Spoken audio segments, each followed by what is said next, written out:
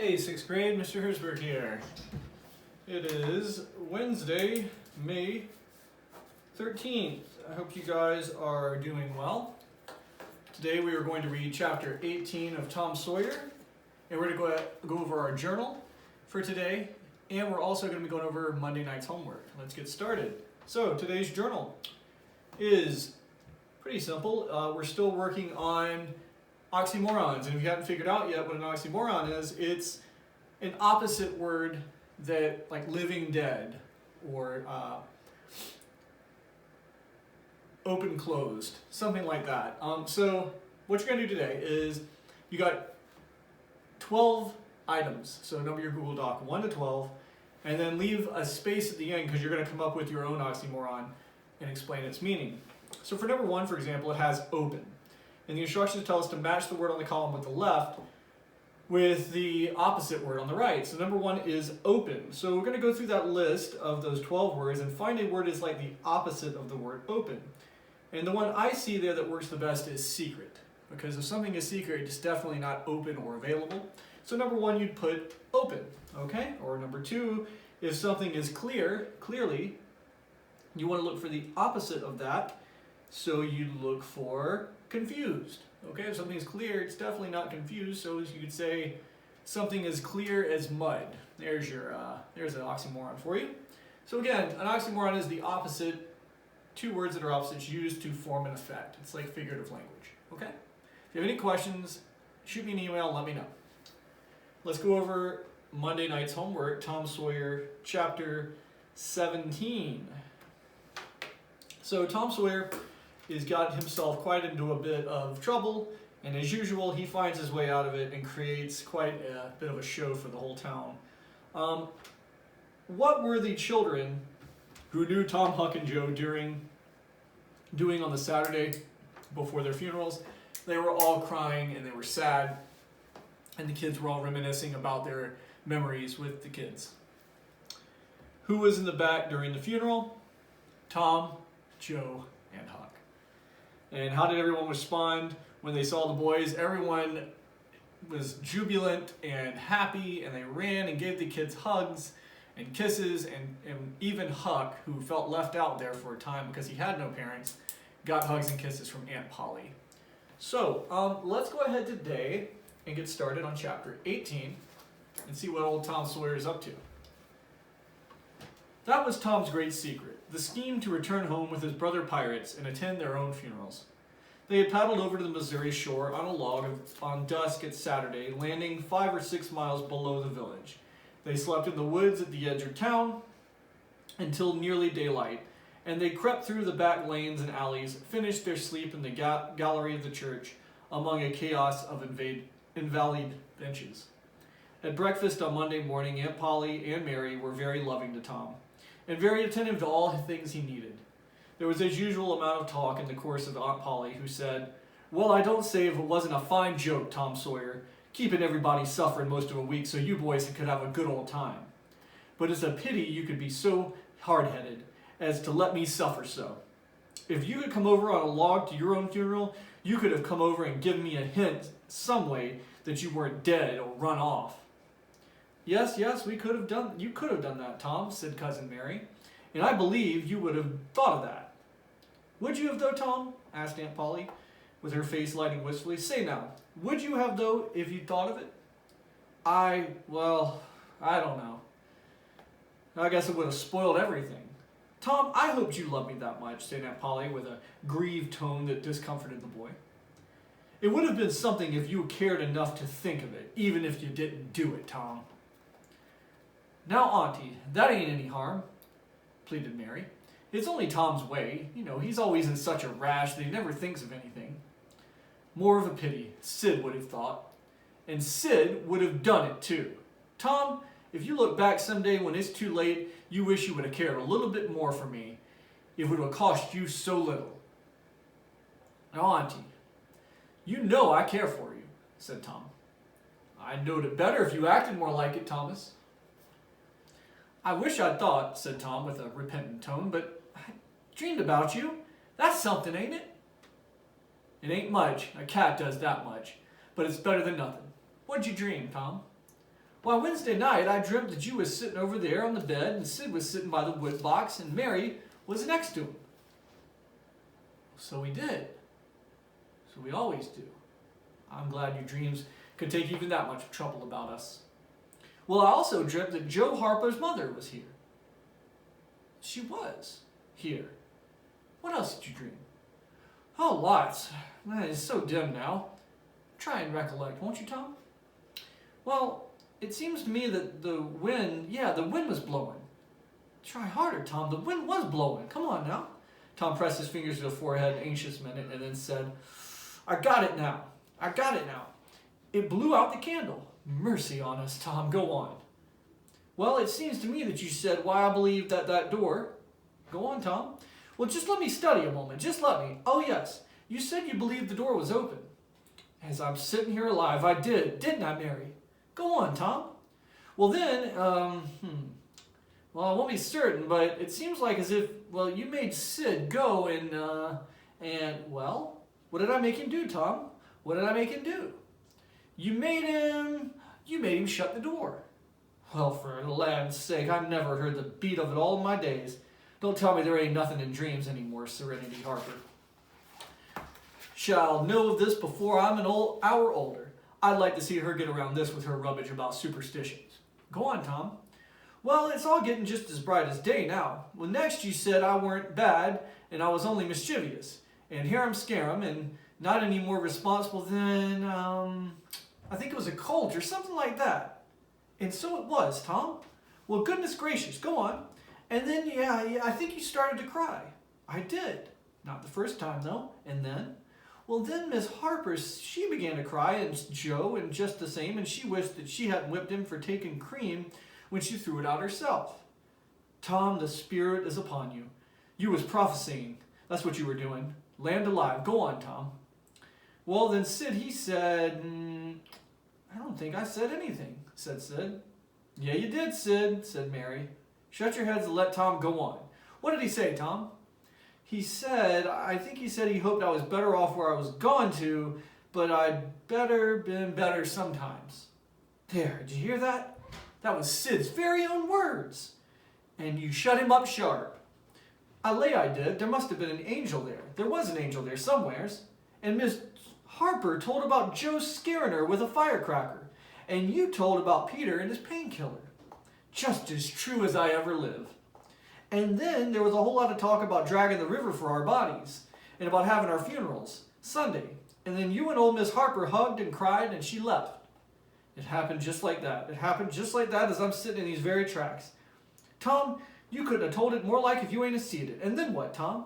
Well, then you prayed for me, and all I could see you hearing every word you said, and then you went to bed, and I was so sorry that I looked and wrote on a piece of sycamore bark. We ain't dead, we are only off being pirates.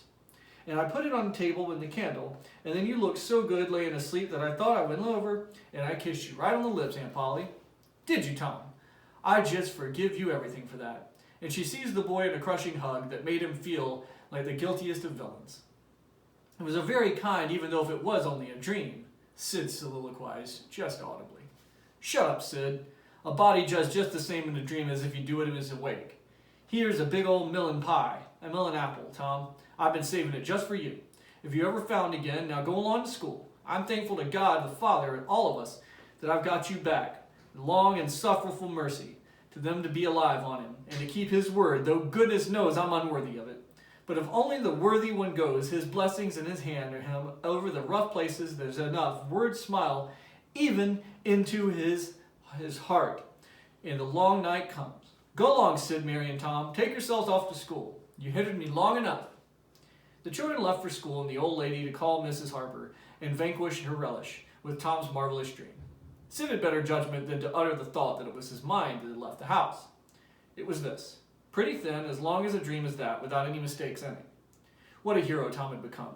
He didn't go skipping and prancing, but moved in a dignified swagger now, as become a pirate who felt the public eye was on him.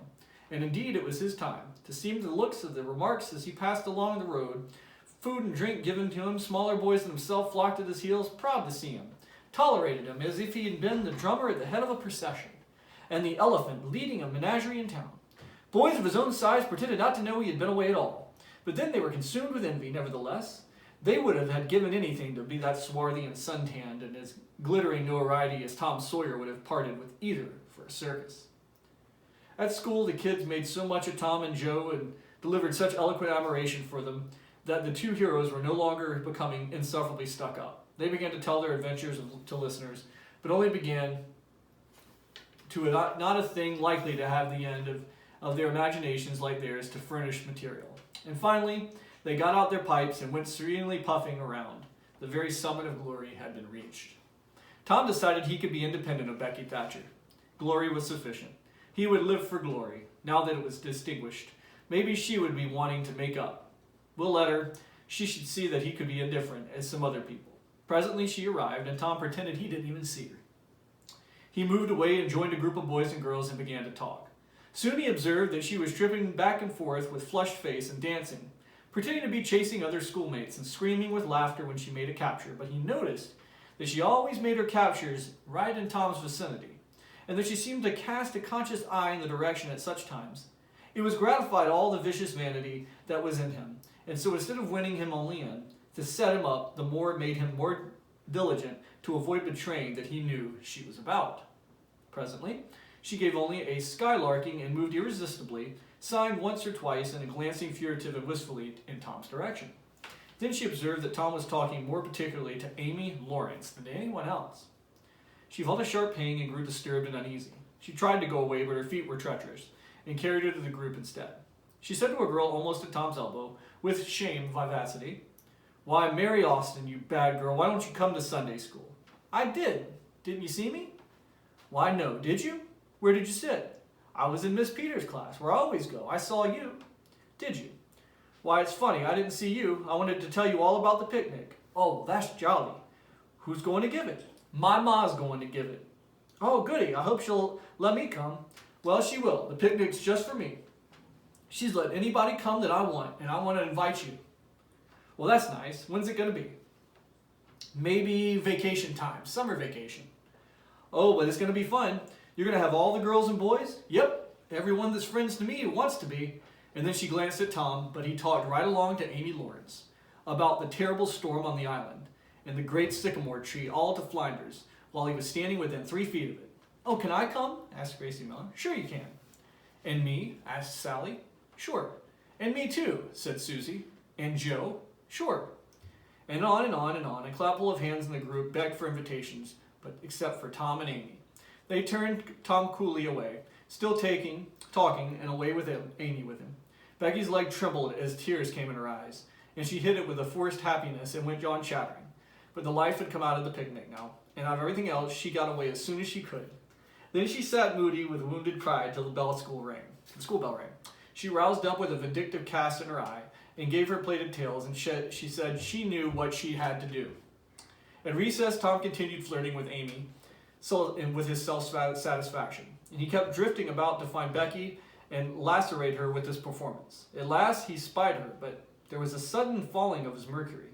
She was sitting cozily on a bench behind the schoolhouse looking at a picture book with Alfred Temple. And so absorbed they were, and their heads so close together of the book, that they didn't even seem to be conscious of anything in the world. Besides, jealousy then ran hot through Tom Sawyer's veins. He began to hate himself for throwing away the chance Becky offered him. He called himself a fool, and the hard names he could think of. He wanted to cry. Amy chatted along as Tom walked away, but tongue in Tom's heart, and lost its function. He didn't even want to hear what Amy was saying whenever she paused and stammered, which was as often misplaced otherwise. He just kept drifting to the rear of the schoolhouse, again and again, to sear his eyeballs with hateful spectacle there. He couldn't help it. It was maddening to him to see, as though he saw Becky Thatcher never once suspected that he was even in the land of the living. But she did see, nevertheless, and she knew she was winning her fight too, and she was glad to see Tom suffer just as she had suffered. Her happy prattle became intolerable. Tom hinted at things he had to attend to. Tom thought, "Oh, hang her. I ain't ever going to get rid of her anyway." And at last he must be attending to those things, as she said artistically, would to be around when school let out. And he hastened away, hating her every bit for it. Any other boy, Tom thought, grating his teeth, any boy in the whole town that is St. Louis smarty and thinks he dresses so fine as an aristocrat. "Oh, I licked him the first day of school ever this town, mister, and I'll lick you again. You just wait till I catch you, and then I'll..." And Tom went through the motions of thrashing this imaginary boy, plummeting the air, kicking and gouging. "Oh, you do you? You holler enough, don't you? Now then, that'll learn you." And so he imagined flogging was finished to his satisfaction. Tom fled home. Conscience could do no more. He came to suffer her triumph and began to cloud so she lost gravity and absent-minded followness. Tom came then at last and grew envied miserable and wished she hadn't even carried it so far. At last she grew entirely miserable when poor Alfred Temple, seeing he was losing her, did not know how, kept exclaiming, "Oh, look, Becky, here's a nice picture. Look at this." She had lost her patience at last and said, "Oh, don't bother me. I don't care for them," and burst into tears and ran away. Alfred dropped alongside to comfort her, but she said, "Go away, Alfred. Leave me alone. I hate you."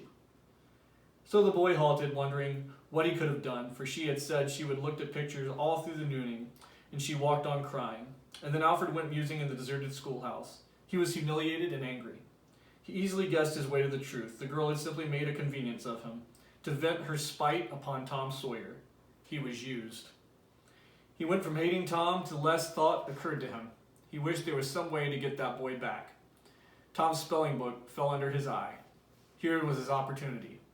Alfred gratefully opened up Tom's book and poured a whole bottle of ink all over his page. Becky glanced in the window behind him and saw it happen.